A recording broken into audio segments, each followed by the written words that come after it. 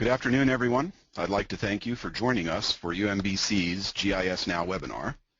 My name is Dr. Erwin Villiger. I'm the director of UMBC's Masters of Professional Studies in GIS. For those of you that are not familiar with UMBC's MPS and Geographic Information Systems, it is an evening and hybrid online program located in Rockville, Maryland, designed for those that need a more technical understanding of GIS. We focus on the system side of GIS by concentrating on application development, spatial database development, web development and services, and advanced analytics and visualization. If you feel like you need to advance your technical skills, check out our program. We have a full master's degree but also a graduate certificate, and we're currently developing advanced graduate certificates in focused areas for those with a solid GIS background. Have a look at our website or contact me for more information about the program. This webinar series seeks to provide insight to goings-on in the geospatial industry, to look at innovative new applications and technologies, and to highlight topics that are relevant to GIS professionals. Today we will be learning about some of the tools and techniques for low-cost remote sensing. We've all heard a lot about the use of UAVs or drones for a number of years. The technology's been around for a while, but the cost of the systems has come down to the point that anyone can afford to get into the game. However, if you plan on engaging in your own remote sensing projects, there's more to it than just sending a camera up in the air. I'm very pleased to have two outstanding speakers today, David Firman, Technical Lead for the Radar Mapping Division at Fugro Geospatial, where he oversees GeoSAR data production. David is a remote sensing and geospatial professional and experienced working with a range of platform sensors and the production of derived data sets. Sean Kelly is a survey operations manager for nearmap.com, a company that is revolutionizing the collection, processing, and delivery of high-resolution imagery. Sean was formerly with Fugro Earth Data and is a multi-sensor remote sensing professional and photogrammetrist. David and Sean have a keen interest in self-directed remote sensing and have been exploring different platforms and processing options. We're bringing you this webcast today to go over some of the things they've learned for those in the community also interested in getting into do-it-yourself remote sensing. So I'm going to pass the control over to our presenters and we'll get started.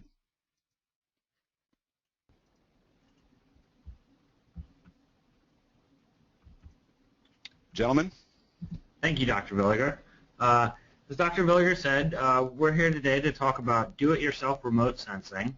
And so what exactly does that mean? Well, we're talking about using simple, everyday tools such as balloons, digital cameras, UAVs, to go up, collect lots of pictures, and use different software packages to take all those pictures and turn them into information products, such as an elevation model or an orthomosaic. So in this presentation, we're going to go over a little bit of the background, how we got started looking into this, and then we're going to go through the actual do-it-yourself mapping process and show you some example applications, and then finally touch on some safety aspects, just in case you guys feel inspired by the presentation and want to try doing some of this stuff on your own. So what led us down this path? We had a friend who's an archaeologist in the Caribbean, and he had been trying to find sources of high-resolution geospatial data over the site he was working on, but wasn't having any success. He came to Dave and I and asked us, what are the options that did we know of anything else that he could look into that he wasn't finding online? And everything that we found for him was either cost prohibitive or too low of resolution. So given the limited options, we told him that we could help him figure out how to collect the data himself, and that's kind of how we're talking to you today about this. So maps have been around for a long time, and ever since we've been able to get a camera up in the air, we've been capturing images of the Earth. And recent tools have made this even easier and more accessible than ever. And so for our specific project, we decided to take a look at mapping a local park Utica Park in Frederick, Maryland, again using simple remote sensing tools, digital cameras, helium balloons, and more recently with a quadcopter or drone. And in doing this, we were specifically trying to create actual products such as an orthomosaic or an elevation model. And these are two examples that you can see here. We didn't actually collect these images, but we felt that they were a good representation of what we were trying to do. And an elevation model, for those of you that may not know, is basically just a picture, except instead of having color values in the pixels, it has height values of the surface of the Earth. And so the first step really in any project, but definitely in this project, was planning. We spent a very good amount of time doing planning for this. And these are some of the things that we considered in coming up with what we were going to do. And we'll go through each of these in a little bit more detail here. So the first step in the project was to define the AOI, and this can be as simple as just going on Google Earth and looking at the area closely and drawing a polygon over what you plan to collect. So as we said earlier, we did Utica Park in Frederick, Maryland, and this is the bounds of the area we collected. And we chose this park because it was a nice local park. It had a big open flat space, and it was also an area that doesn't get a whole lot of traffic during the week and things like that. So we didn't have to contend with large crowds or anything like that. And so the first step, after you've defined your AOI, is to take a look for some potential hazards so that you have an idea of what you're going to encounter when you actually go out in the field and start collecting. And again, a lot of this can be done before you ever leave using Google Earth. Ironically enough, you're using somebody else's remotely sensed data to help plan your own remote sensing project. And so we took a look for potential hazards, and what we saw is there's some buildings and some parking lots, built-up structures. There's a drainage pond here. There's another main road at the edge of the park that has some power lines on it. And then there's a major highway at the other end of the field, and so we wanted to be aware of that because that gets a lot of traffic. And since we were going to be up in the sky, we didn't want anything potentially falling over into that area. So another thing that we figured out that you need to consider is looking at flying restrictions over the area that you're looking to cover. And this can be done by, there's a number of resources online. You can look at VFR maps. There's some other UAV websites that really show the places you shouldn't be flying. So like around medium and large sized airports, there's a 5-mile buffer which you can't collect imagery in, and also national parks are also another thing that's off limits. So after you figure it out and you look at what hazards there are, the next thing to do is figure out what collection platform you're going to use. There's a number of factors to consider. These include looking at how much money you're looking to spend, how big a footprint you're looking to capture, and how quickly you want to gather all that information. When doing this project, we looked at some of the other projects that people have done with this kind of work and their successes and failures, and we came across a group that was doing a small project in a village in Africa using balloon mapping, and they had it all planned out, and when they got there, they found out that access to helium wasn't readily available as it is in the U.S., and they ended up paying over thousands of dollars for helium to make that project a success. Yeah, so that kind of ties in with cost, but also with material access. You want to make sure that you're going to be able to get the equipment that you need. So there's a number of different platforms. We're going to go through four platforms that we've been playing around with somewhat. And probably the most complex platform would be a fixed-wing drone. These are very controllable. Depending on the flight controller that you're using, they're capable of autonomous flight, but they do have a pretty steep learning curve in learning how to pilot and fly one. They're very stable, and they tend to get longer flight times than something like a quadcopter drone. They can usually you can run somewhere 30 to 40 minutes pretty easily, depending on the size of the fixed wing that you're using. And they do have a bit of startup cost as well. So multi-copter, this is I guess what everybody thinks of when you hear the word drone nowadays. And these are becoming very, very common due to their easy flying nature. They do require a bit of practice to get up and going, but they're much simpler than a fixed wing. And most of them have some type of assisted flying mode so that they can help maintain stability while you're maneuvering. Again, depending on the flight controller that you're using, most of them are capable of autonomous flight, and they're very controllable.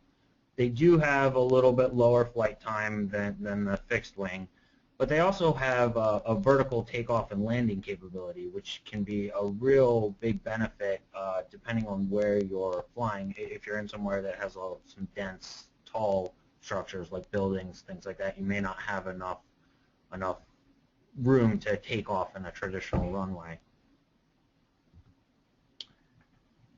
And so, moving on to some simpler platforms, a kite is another alternative platform.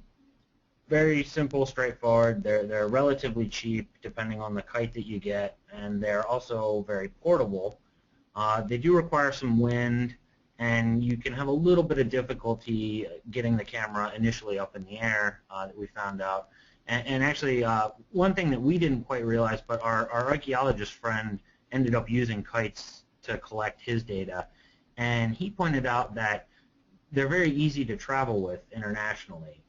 If you've got a lot of big fancy equipment like a drone or a multi-copter, that can raise some questions, I guess, when traveling, going through customs and things like that. And with the kites, nobody really seems to bat an eye or question it. They seem very recreational. And that's also true, I guess, while you're flying them as well. They tend to attract a little less attention, which can be a benefit depending on where you are. And finally, a balloon.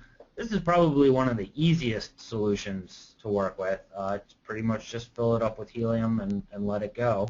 It does require helium to fill up, and it doesn't work very well if you've got any significant wind. The balloons are actually kind of heavy, and they have quite a bit of lift to them, so wind can certainly cause some issues. And they're also very portable. So the one we ended up going with for our project was the 5-foot balloon, and we ended up using Dacron line, which is a string made of synthetic polyester, and that's good for this kind of project because it's because of its elastic properties. So we didn't really have to worry about it snapping, and you could buy it in all lengths and strengths. We ended up getting a 1,000-foot line with 110-pound strength, and we used a Sharpie to mark it every 50 feet so we could see how far we had it extended when we let it up in the air. Also on this picture you can see there's a series of strings coming off the main line, and that's something called a picavit. So the picavit is something that's used for stabilizing the camera and making sure that it's always pointing down. You can see we outfitted ours with a foam box to protect the camera in case something happened and it went falling from the sky. And so now that the weather has actually been warming up a bit, we've had a chance to go out and start testing our multi-copter setup as well. And this is just a picture of it on the ground here. We've recently added the second camera in the back there, which is a near-infrared camera that we'll talk about a little later here. But our quad setup is a DJI 450 millimeter frame kit, which actually included the motors and the speed controllers. And DJI is the company that makes the Phantom drones. You guys may have heard of those. They're pretty popular. and becoming pretty heavily used, especially in aerial filming. And the flight controller that we're running is an open source flight controller. It's a pretty sophisticated controller capable of autonomous flight, GPS assisted flying, and it's an open source controller as well. And then we're running 10-inch carbon fiber propellers with a 4-cell battery. And so what that means is we've got a pretty good amount of lift, and that translates to longer flying time. So we can probably hover for about 15 minutes, but we like to keep our actual flights more to the 8-9 minute mark, so we've got a little bit of battery reserve just in case something goes wrong. So once you've figured out what collection platform best suits the need for your project, the next thing you want to do is figure out what sensor you're going to use to collect that. So the next slides go over some different options here. The digital camera is the simplest and most common sensor you can use. Here are a couple models. This particular Canon model is the PowerShot SX260, and it's nice due to the fact that it has built-in GPS and the ability to geotag the pictures. And although GPS isn't required by the processing software, it certainly helps getting a rough georeferencing. So if you're using a digital camera, you're going to need some way of triggering the shutter while you're up in the air. This is another reason that the Canons are very, very popular for aerial mapping or do-it-yourself, because they have most of the Canon point-and-shoots have the ability to run a custom firmware called CHDK. And this unlocks a lot of functionality of the camera that you would normally find in like a higher-end DSLR. And one of the things that it enables that we made use of is the ability to run scripts on the camera and have them execute to automate certain things. And we actually ended up using 2 different scripts. On the balloon, we had a program that was a pretty simple intervalometer, and it just took a picture every 2 seconds. So we started the script before we launched the camera, and then it continued taking pictures until the camera was brought back down and we ended the script. And then on the multicopter, we've actually got a different script running now that it listens for a signal on the USB line, listens for a 5-volt signal on the USB line, and the flight controller actually sends out a signal every X number of meters, depending on how high you're flying, to trigger the camera. So the flight controller sends the signal out, says, hey, take a picture. The camera accepts the signal and then takes a picture. And then with the action cameras like the GoPro that we showed earlier, most of those have an option to do some type of interval shooting every couple of seconds. And that's definitely an option for taking pictures. And then finally, you could probably also get away with using video and just taking video and extracting frames from the individual, or from the full video file, extract every 50 frames or every 100 frames or so. But that's a little bit more work and requires a little bit of pre-processing. So another option with a digital camera is what's called a near-infrared camera. And these are cameras that are responsive to near-infrared light as well as visible light. These can be very useful in something like plant monitoring or vegetation health. The image that you see on the left there, the NGB versus the NDVI, the NGB is the picture that's just taken with the camera, and what's happened is the red channel is picking up near infrared instead of red wavelengths. And using that, you can produce an NDVI, which is a normalized difference vegetation index, and it essentially gives a sort of relative measure of plant health, with the warmer colors in the picture showing stronger plant health or more near-infrared light being emitted, which is tied to active plant photosynthesis.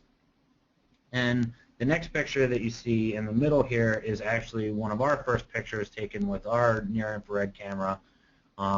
It's kind of washed out in blue as opposed to the NGB image there, and that's actually because we took this picture around the end of March, and there wasn't a whole lot of activity. Most of the grass was still brown, but it was one of the first nice days that we'd had, and we were excited to get out and start testing things.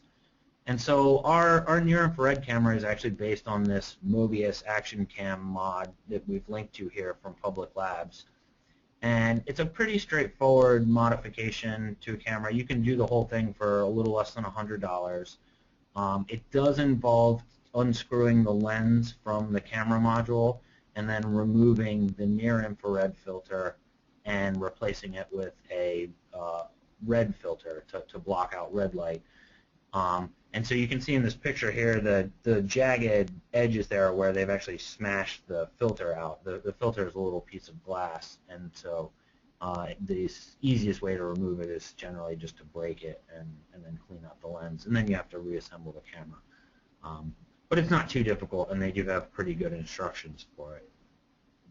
And then finally, another alternative sensor is LiDAR. And what LiDAR does is it essentially measures the time that it takes for light to be, for a light beam to be sent from the airplane, bounce off the ground, and then come back. And since you know the speed that light travels, and if you know the position of the aircraft, you can figure out how far the light had to travel to go down, come back, and hit the aircraft, and you can figure out the distance of the ground from the aircraft. And these are, at this point, these are really not that feasible for a do-it-yourself mapping project. However, there are some LiDAR sensors coming onto the market that may make this possible, especially from a multicopter or a fixed-wing UAV. The top sensor there is a Velodyne LiDAR system, which is marketed as a professional-grade LiDAR for mounting on UAVs or UASs. It retails, I believe, for around $30,000, so it's a little bit outside of the do-it-yourself budget, at least for us. But underneath that is what's called a LiDAR Lite, and this is a new module that's come out in the past year or so, and it's designed more for the hobbyist level stuff. It's a simple LiDAR ranger. It has about a 40 meter range, and it retails for a little bit less than $100, I believe. It's mainly designed for ranging applications or like maintaining a constant flying height above the ground, things like that, or object detecting. But it may show some promise in the future here. So the next thing we want to talk about is ground control. Ground control can be used to tie your data to known locations on the Earth's surface. There are a couple of different options for using ground control depending on how accurate you want your final product to be. So the first option is in-field collection, and this would be doing photo identifiable survey points. These could be something as simple as the end of a line of a parking space or the corner of a sidewalk. If you're mapping an area that doesn't have any good defined features, then you can lay out targets as seen in this photo here. That little T is a target. And using this kind of ground control requires you to have access to a GPS receiver. Generally, a dual band system is what's required for high accuracy. So another option in in-field control, and something if you are going to do a remote sensing project, it's definitely worth looking into, are NGS monuments. And these are points that are set up by various agencies and then coordinated from the National Geodetic Survey. And these points are spaced all around the U.S., and they're known points that have coordinates associated with them that you can download from the website that we've listed here. And the picture on the right here is actually what one of these benchmarks looks like, and the point that they've surveyed is the little dot that's inside the triangle on the center there. So again, it's a good idea just to do a quick check. They have a nice web interface where you can draw a bounding box around where you're looking, and it'll pull up all the different points that they have available. And another option, if you don't want to go out and survey the stuff yourself, is to do second generation control, and this is picking points off of already georeferenced data sets, and it's a lot easier than going out and surveying all day. And the only downside to it is you are tying your data to existing data sets, so it all depends on the accuracy of that existing data set, how accurate your data will be. And there's a number of good resources for it. Google Earth can be used in a pinch, although it's generally a little coarse, especially in the elevation sense. The XY coordinates are pretty good out of it. USGS Earth Explorer is a good website that has lots and lots of data to explore on it, and then as well as county governments. And we actually got our planimetric control from the county government. It's Frederick County Ortho Imagery, and I believe it was collected in 2008. And then for our vertical control, we ended up using the National Elevation Data Set, which is, I believe it was derived from a 3-meter LiDAR data set. And this is publicly available pretty much all over the U.S., although the resolution does vary depending on where you are. It's generally they'll have the best available resolution that they have. And another thing to think about when you're picking ground control is that you want it to be distributed pretty well across the entire project area, and this can help reduce errors in the final product. And so these are the points that we initially chose for our project from the initial look off of Google Earth and then from the county imagery. And just a quick note, when you are doing second generation control, you want to avoid picking elevated objects. You want to try and pick things that are on the ground because this can give you some problems with height displacement. And it's not really a problem if you're collecting in the field, but if you're just looking at imagery, sometimes you can pick a point, and that point may not be sitting on the ground, and depending on how you're viewing it, it can move around. As you can see with this lamppost here, if we had picked the top of that lamppost, it would be significantly off between these two images. And then if you're using a drone or a UAV, many of them have some type of flight planning interface. And these are actually some screenshots from Mission Planner, which is the 3DR flight planning software. And this is actually really nice. What you can do is we went ahead and we just drew that red box that you see in the left image, and then there's an auto survey option where you can, which brings up this next dialog box here on the right, and you can put in your camera parameters and your flying height and your estimated speed, and it'll go through and actually lay out the waypoints to do a survey grid over that, and then you can see what the estimated footprints of each image are, so you can do some initial planning to make sure that you're going to get the coverage that you need with the flight, and then if you see any problems, you can extend out. And the final step of the planning process, as we see it, is just making a checklist, and this is the things you want to remember on the day of your collection, and these can include like the things you want to remember to bring, and then as you're getting set up, don't forget to take the lens cap off, or don't forget to put the SD card in, and the hazards that you identified earlier can also be a checklist to go through those and look and make sure that they're still there and that nothing else has popped up. We actually needed this checklist earlier when we were doing this, but we didn't have it, and we collected probably 20 minutes of data with the lens cap on, so that was pretty unfortunate. So learn from our mistakes. Yes, that's a very good point. If we'd had that checklist, it would have saved us some time. So after you're done the planning, it's time to get down to brass tacks and actually start collecting some data. And so the first thing that you're going to want to do is evaluate the area, when you get out in the field, and just make sure that the things that you thought were going to end up being there are there, and that there's no additional hazards.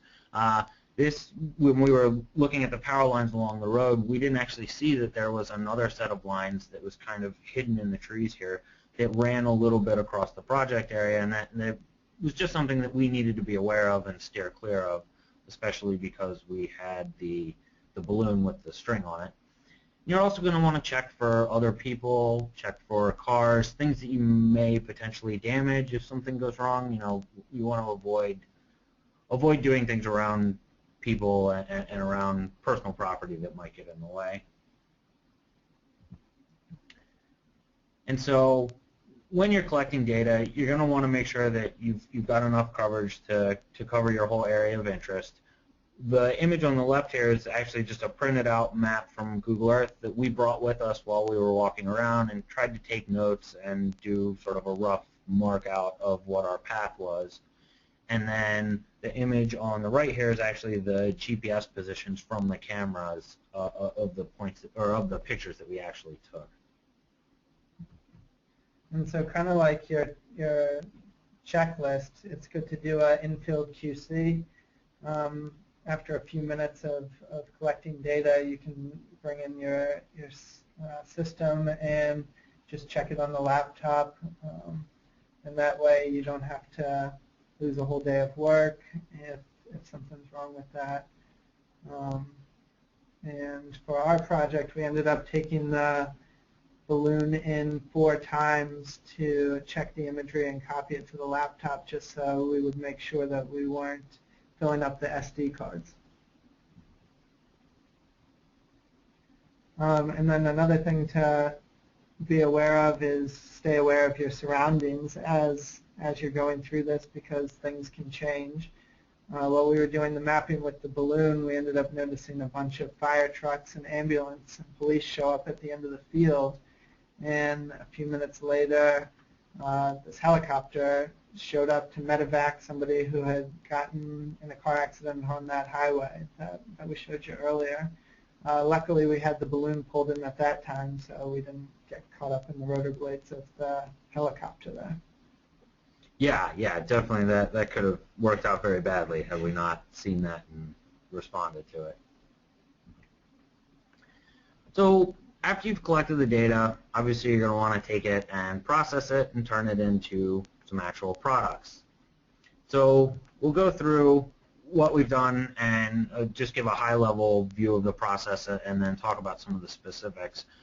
This paper here, when we were initially doing our research on this project, we took a good look through a lot of different workflows and processes, and this paper was one that we found that really it did a very good job of explaining the basic algorithm that a lot of the software packages are using.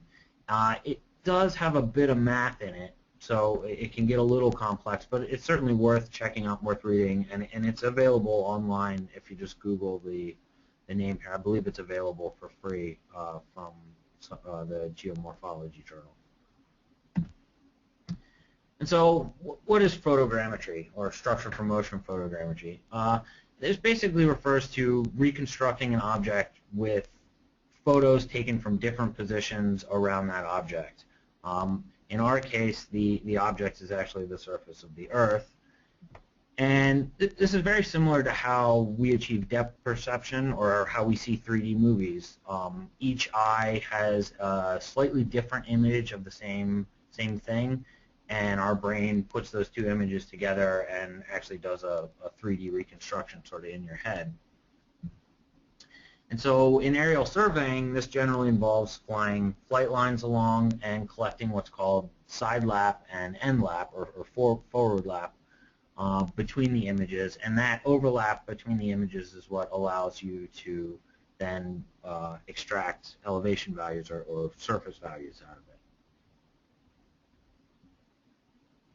And these are just a collection of some of the photos that we ended up taking, and you can see the same parking lot is present in a good number of these photos from all different angles and all different orientations, and that's actually beneficial for the processing software. It likes having lots of different views of the same object.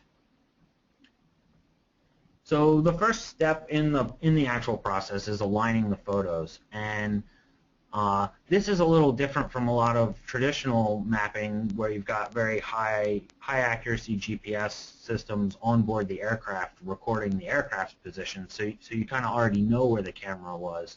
But in this sense, we're actually matching all the photos together to kind of reverse engineer the camera positions from the ground. And this matching is done by what's called scale invariant feature transform matching. This basically involves finding common points between the images and computing the coordinates in one image versus the coordinates for the point in the other image. And it goes through and does this in a pairwise fashion, comparing all the different images, and then all of these points go into a bundle adjustment, and it uses those points to determine the camera positions. So, like Dave said, once it's done all the matching, it attempts to align all the photos. And this is a screenshot from Pix4D. Each square under the blue and green balls is the camera image, and it shows its relative orientation to the ground. And so out of this photo alignment, you end up with what's called a sparse point cloud. And this is kind of the beginnings of creating a surface with which to create the elevation model and the ortho mosaic from. And after you've got that sparse point cloud, then we kind of do the reverse. So now we know where all the cameras are in space, and we know their positions and orientations. Now we can start going every X pixels and projecting those points back down to the surface to extract new points that may not necessarily be interesting points from a matching perspective, but they do help make up the surface. And so this is another screenshot from Pix4D, and you can see all these red lines converge on that single point on the ground and then trace back to where that point ends up in each of those images. And this is just an example of the sparse point cloud versus the dense point cloud here. And you can see even in the inner field there's a lot more detail that comes out with the dense point cloud. You can create a surface with the sparse point cloud, but it will not be as high quality. So after the dense point cloud, you're ready to create the ortho mosaic, and the software stitches all the images together using the surface generated from the point cloud, and that helps align them. And so there's a number of different ways that you can combine the images. You can just take an average of them. You can do the min, the max. There's a number of different things. And we actually found when we were doing our processing that the average didn't work for the balloon mapping, because in all of the images we had the string, like you could see it coming off down to where we were. And so we ended up with all these white lines throughout the images. So using the min or the min combiner ended up fixing that for us. Yeah, because the string shows up as very bright, and so we would have several looks for the same area, and only one of them would actually have the string in it. And then the next product that you can generate is the digital elevation model. And this is created from either the dense cloud or the sparse cloud. And what it does is it triangulates points between each of the points and creates a surface, and then it regrids that surface back into a raster or back into a picture, basically with each pixel having an elevation value in it. And one thing that's kind of interesting to note in the bottom image there, you can see there's a couple of what look like little humps where something used to be. We actually collected this area at the beginning of the day and then at the end of the day, and there were some cars where people had parked and then they had gone and moved, and so we get a little bit of leftover car ending up in the elevation model. So depending on the software being used, the ground control can either be applied during the processing or at the end. And if it's done during photo alignment, the software will allow you to pick the points. It will put like where it thinks it is, and then you can adjust them to where they actually are. on the individual images, and it will use them to tie the imagery to the Earth. Yeah, and it uses those during the photo alignment if the ground control is present and you've gone through and selected it. But only some of the software packages allow you to do this. Some of the simpler ones don't have that option, in which case you would need to use it after the fact. And this can be as simple as using something like the georeferencing toolbar in ArcGIS, or I believe QGIS also has a georeferencing toolset. And this involves basically picking points that are the same between the image that you've produced and your reference or your control imagery. And you can see we've actually only selected 4 points so far in this image, but you would want to do a number of points distributed all around the project area, like we had in our initial ground control distribution slide, and that can avoid having any warping or any strange effects on one side of the project and not on the other. And so we'll talk a little bit now about the specific software options that we've gone through and explored, and just kind of go over some of the strengths and weaknesses of each of the packages.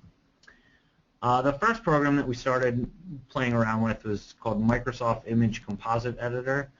This is a free program from Microsoft. It is used a lot in conjunction with their PhotoSynth toolset. Again, it's free. It's very simple. It only does ortho generation. It only does image stitching. So it doesn't have a whole lot of control. It does have a limit to the number of photos. We ended up collecting, with the balloon, we ended up collecting about 1,800 photos, and we can only use about 300 in the image composite editor. And we found that it does have some alignment issues sometimes with the photos, and that may be because of the number of the size limit to the number of images. But you can see we've circled here a few points where the trails don't line up, and there's some edge mismatch. The next software package we looked into is Visual SFM, and this is another free software package.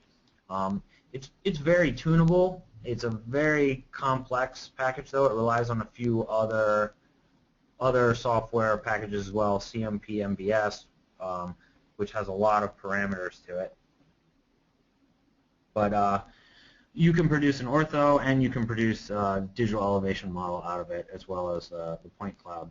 And it does require a CUDA-capable graphics card for processing.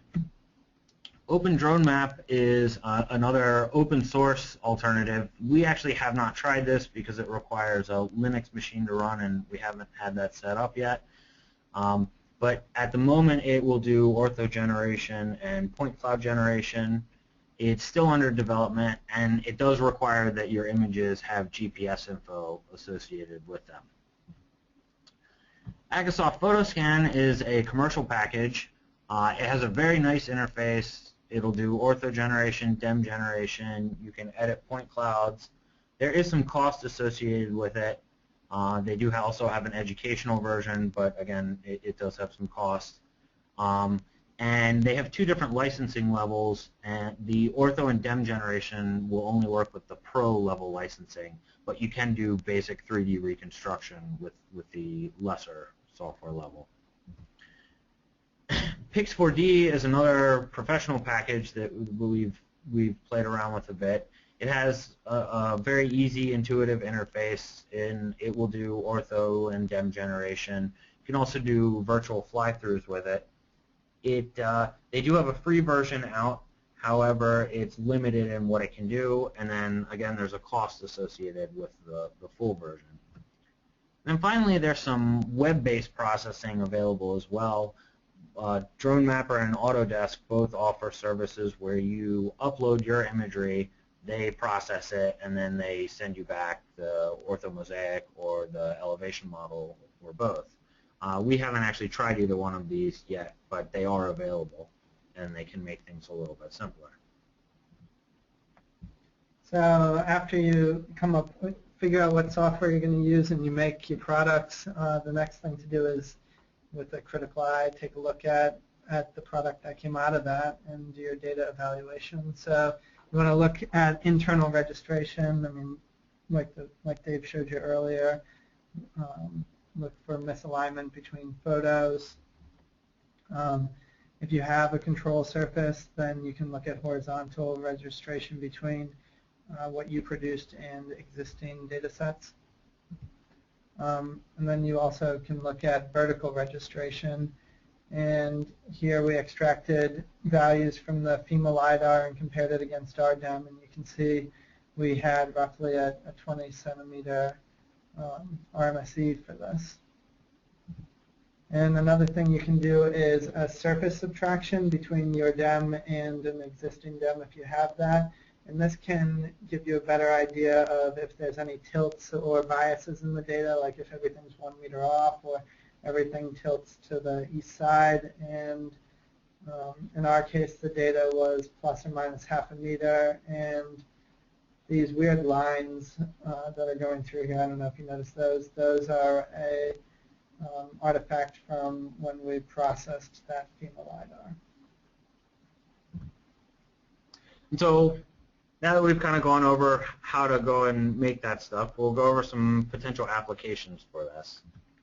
And so, you know, this is the basic thing that we started off trying to figure out, which is low-cost aerial surveying. And so the image on the right there is actually a mosaic that our archaeologist friend ended up collecting and processing with kites. And then the image on the left, you can see they're actually out in the field collecting the kites. One of the things that he pointed out that we didn't really think about was this ended up being a really great way to get the community down there involved. You can see they brought out some of the neighborhood children and were showing them what they were doing and explaining mapping. And it was just a very good learning experience overall. Another application can be used for crowdsourcing for disasters. When we were researching how to do this, we came across a group that was mapping the BP oil spill areas with kites and balloons and posting that to the web. And then 3D modeling is another application, especially for UAVs, for multicopters. This is something that was recently done by the Pix4D team, where they went and did a 3D scan of the Christ the Redeemer statue. And this supposedly had been pretty difficult to do before because of the location and the number of facets that are on the statue itself. And so they were pretty pleased with the way that this had turned out. And there's actually a pretty cool video of how they did that online if you want to check that out. And then another application is precision agriculture, which is rapidly expanding in use.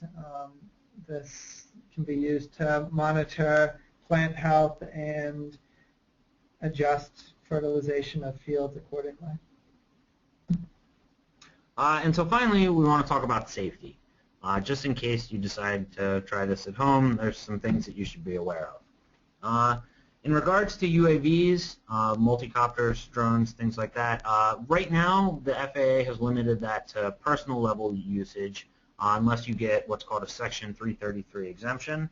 I believe as of April 8th there's 128 exemptions have been granted, and there's been several hundred people have applied for exemptions already. And the FAA is currently actually working on UAV regulations. They released a proposed rule framework in February, and they're pretty favorable to small-time operators. Under 55 pounds, you have to fly daylight only, maintain line of sight. They're talking about having a certification process, which wouldn't require a full pilot's license, but would be a simplified certification. And there's relatively few restrictions with balloons and kites, but there are some to be aware of. There's a size limit of 6 feet and generally a 5-pound weight limit. And Public Labs, again, has a pretty good link to some of the actual U.S. regulations and code on what you can do. So highly suggest checking that out if you're going to engage in this. As always, you know, we've stressed it a few times here in this presentation, but you really want to be aware of your surroundings and be aware of what's going on. You want to avoid areas that have overhead obstacles, especially if you're doing a kite or a balloon, power lines, trees. It's easy to get hung up and things like that. And if you are going to start experimenting with UAVs, highly recommend getting a learner drone. These are two examples. They're very cheap. Most of these are less than $40. And it's much better to learn to fly and crash one of these than it is to crash a $1,000 quadcopter. And then, as Sean had mentioned earlier in the presentation, there are some no-fly zones to be aware of. Generally, within 5 miles of an airport, you need to at least get clearance from the tower before you fly. National parks are off limits currently for UAVs. And then Washington, D.C. also has, I believe, a 30-mile no-fly zone around it. And the FAA has actually released some guidelines, again, focusing mainly on UAV use. It's definitely worth checking out. Most of those guidelines are in line with what the AMA, or the Academy of Model Aeronautics, has. They're a hobby association for RC aircraft, and again, worth checking out if you're interested in this. And finally, the FAA has been engaging in this Know Before You Fly campaign. They started this, I believe, around Christmas 2014, kind of in response to all of the consumer drones and consumer quadcopters that are starting to be in use, to help educate people about what they should and shouldn't be doing with them. It's a pretty easy to understand explanation of the rules, so it's certainly worth checking out. And so that does it for us. So now we'll take some questions.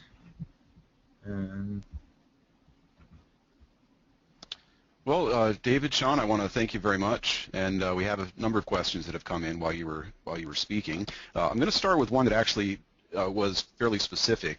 When you were first showing some of the imagery of your product generation, the ortho image and the digital elevation model, the DEM, you were zoomed in, I think it was around slide 64, zoomed in on a portion of your area, and you had a colorized DEM.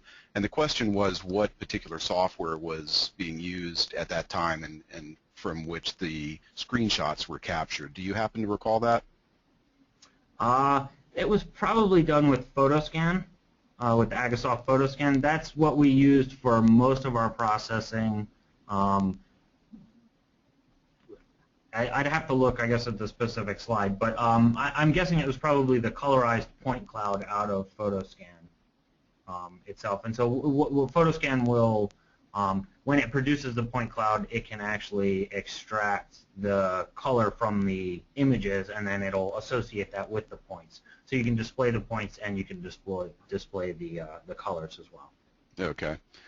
Now, an early question when you were talking about systems, is there a trade-off between camera weight and the relative weight that a Phantom drone can carry? I think the question here specifically was the best resolution you could get with a camera for the Phantom drone. The Phantom drone is going to be, you're pretty limited with a Phantom in terms of flying weight. A GoPro, I think, is about 125 grams, and I know it will support one of those with a 2-axis gimbal, but the gimbal adds some weight.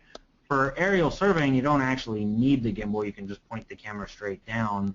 We're using a Canon, well, we used the SX260, which is actually about a pound and a half or so, a little under 2 pounds, I think, weight. So. And because we're flying so low, we end up with a pretty high resolution just naturally.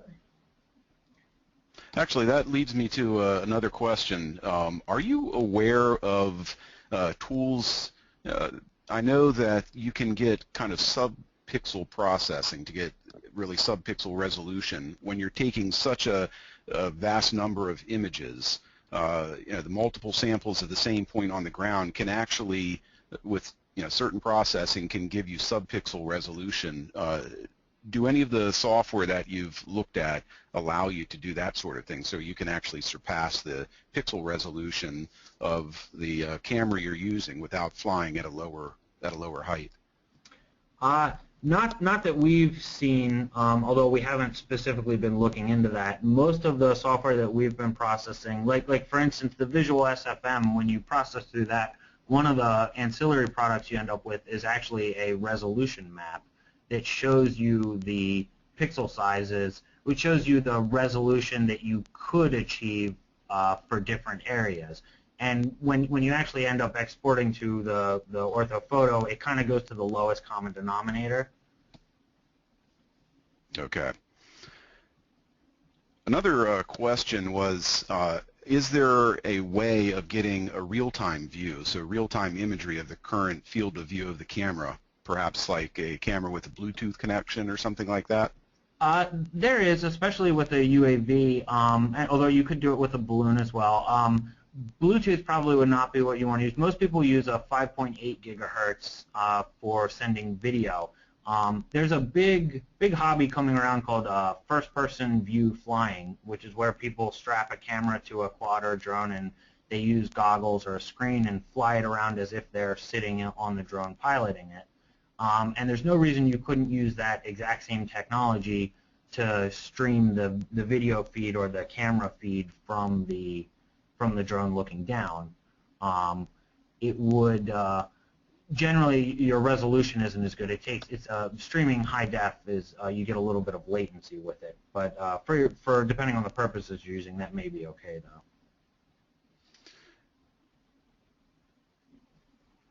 Did you have to notify local authorities when you're going out to do or to start your collection? We did not, but again, we specifically chose this park partly for its location. Frederick's kind of a small town, and so there's not a whole lot of places that are outside 5 miles of the airport, at least still in town. And this was one of the parks that was. So no, we didn't have to notify anybody. We did, maintain below the 400-foot ceiling and follow the guidelines that we were aware of, though. Right. Now, one other question: with some of the flight planning software that you worked with, the project planning software, is there a way of uploading that information to the multicopter and actually having it run a flight plan, or is it strictly remote control? Oh no, it's fully autonomous. Once you make the flight plan, you can upload it either before you go to the field, or you can actually prefetch the imagery, the Google Earth imagery that it's using, and you can design your flight plan in the field and upload it straight to the quadcopter. And the quadcopter actually has a telemetry link, so it's capable of maintaining communication while flying with the ground station or the laptop. And so I suppose in theory you could actually change the flight plan real time if you wanted to, although that's I'm not exactly sure what the results would be if it got conflicting waypoints while it was flying. Right.